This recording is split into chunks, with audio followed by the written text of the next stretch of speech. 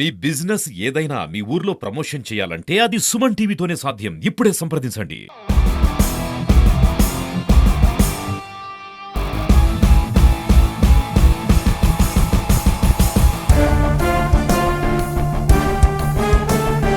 నమస్తే, నేను మీ వెంకట శ్రీనివాస్ గారిని. మీరు చూస్తున్నారు Indians largest digital TV network Suman TV. Prabhas నటించిన కల్కి 2898 AD మూవీ అయితే రిలీజ్ అయ్యి భారీ విజయాన్ని అందుకుంది. అంతేకాకుండా రికార్డులను తిరగరాసే పరిస్థితి అయితే కనబడుతుంది. ముఖ్యంగా ఈ మూవీలో ప్రభాస్తో పాటు ఇంకొక ముఖ్య పాత్ర పోషించింది ఈ బుజ్జి. ఈ కార్ అయితే నిజంగా excellent, extraordinary, mind blowing job చేసిందని చెప్పుకోవచ్చు మూవీలోని. ఈ కార్కి అయితే నిజంగా కూడా ఒక సెపరేట్ ఫ్యాన్ బేస్ అనేది ఏర్పడింది. ఈ కార్ని ప్రమోషన్స్లో భాగంగా ఇండియా మొత్తం అంతా కూడా ఈ కార్ని అయితే తీసుకొచ్చి ప్రేక్షకులకు చేరువ చేసే పరిస్థితి అయితే ఉంది. ఈ కారు నిజంగా కూడా ఈ కార్ సినిమాలో ఈ కారు మీద ఒక చిన్న గీత పడ్డ అటు హీరో అనే కాదు, లేకపోతే అమితాబ్ గారనే కాదు, లేకపోతే విలన్స్ అనే కాదు, చిన్న గీత పడ్డా కానీ ప్రభాస్ గారు వాళ్ళని తుక్కు రేగొట్టిన పరిస్థితి అయితే మనకు సినిమాలో కనబడుతుంది. ఈ కార్ని ఇలాగా ఫ్యాన్స్ అందరికీ చేరువ చేస్తూ రమేష్ గారు అయితే మనతో ఉన్నారు.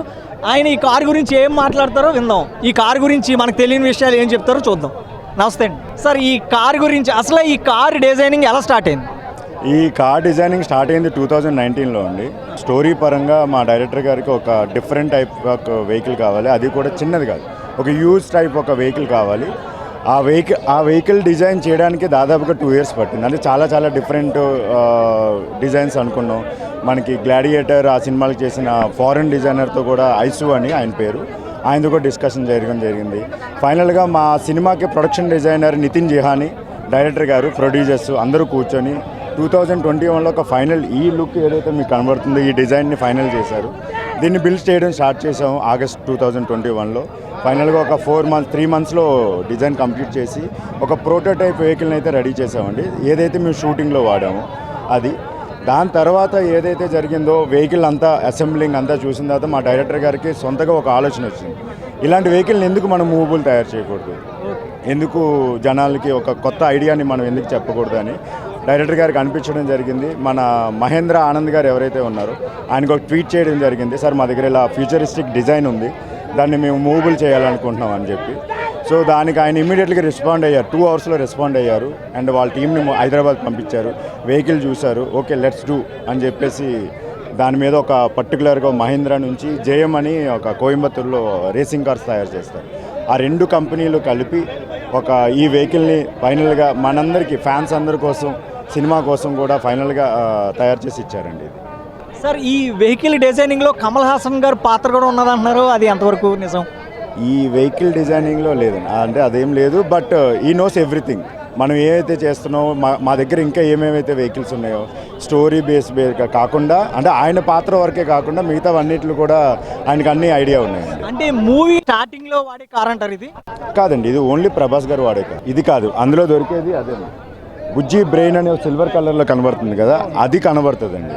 అదే దాని తర్వాత బుజ్జి భైరవ ఇద్దరు కలిసి దీన్ని తయారు చేస్తారు. దాని తర్వాత ఆయన చెప్తారు, నాకు ఒక వెహికల్ కావాలి, నా దగ్గర వెహికల్ లేదు అంటే నేను హెల్ప్ చేస్తానని చెప్పి అక్కడ ఉన్న స్క్రాప్ అంతా కూడగట్టి అవన్నీ చేసి బుజ్జి వాళ్ళిద్దరూ భైరవ మూవీలో ఏదైతే మీరు యానిమేషన్లో ఏదైతే చూసారో ఆ యానిమేషన్ సిరీస్ రిలీజ్ చేయడానికి కూడా రీజన్ ఏంటంటే అసలు బండి ఎలా వచ్చింది భైరవ దగ్గరికి అని చెప్పడానికి యానిమేషన్ సిరీస్ రిలీజ్ చేయడం. అంటే చాలామందికి కూడా డైరెక్ట్గా చాలామంది మూవీ చూస్తారు, యానిమేషన్ పార్ట్ అనేది చూడలేదు. సో అటువంటి వాళ్ళకి మీరు ఇంపార్టెంట్గా ఇది ఎందుకు చూడాలని చెప్తారు?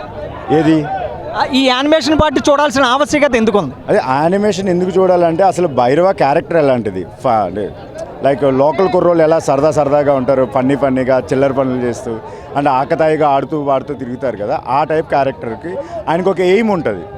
కాంప్లెక్స్ అనే ప్లేస్కి నేను వెళ్ళాలి కంపల్సరీ. ఆ కాంప్లెక్స్కి వెళ్ళడానికి కొందరిని పట్టుకొని ఇవ్వడము, లైక్ పోలీసు వాళ్ళకి దొంగల్ని ఇస్తే రివార్డ్స్ ఇస్తారు అన్నట్టు, అలాగే బౌంటీ హంటర్స్ని పట్టుకొని ఇస్తే వాళ్ళకి రివార్డ్స్ రావడం ఇవన్నీ జరుగుతుంటాయి అన్నమాట. అలా చేసిన క్రమంలో ఈయనకి ఒక వెహికల్ కావాల్సి వస్తుంది.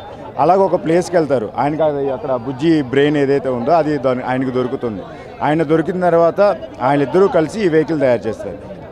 ఈ వెహికల్ ఎలా వచ్చిందన్న క్వశ్చన్ మార్క్ ఎవరికైనా ఉంటే అది వాళ్ళ యానిమేషన్ కంపల్సరీ చూడాలి. ఓకే సార్, అదే ఎగ్జాక్ట్లీ మీ ద్వారా మా ఆడియన్స్కి ఏం చెప్పించాలనుకుంటున్నానంటే కంపల్సరీ కూడా ఇప్పుడు మీరైతే చెప్పారో పాయింట్, కంపల్సరీ కూడా మూవీ చూసి ఎవరైతే నెట్ఫ్లిక్స్లో స్ట్రీమ్ అవుతున్న బుజ్జి అండ్ భైరవ కనుక చూడలేదో ఖచ్చితంగా మీరు అది చూస్తే భైరవ దగ్గరికి బుజ్జి ఎలా వచ్చింది, బుజ్జితో కలిసి భైరవ ఈ డిజైన్ ఎలా చేశాడు అన్నది మనకు కరెక్ట్గా అర్థమవుతుంది.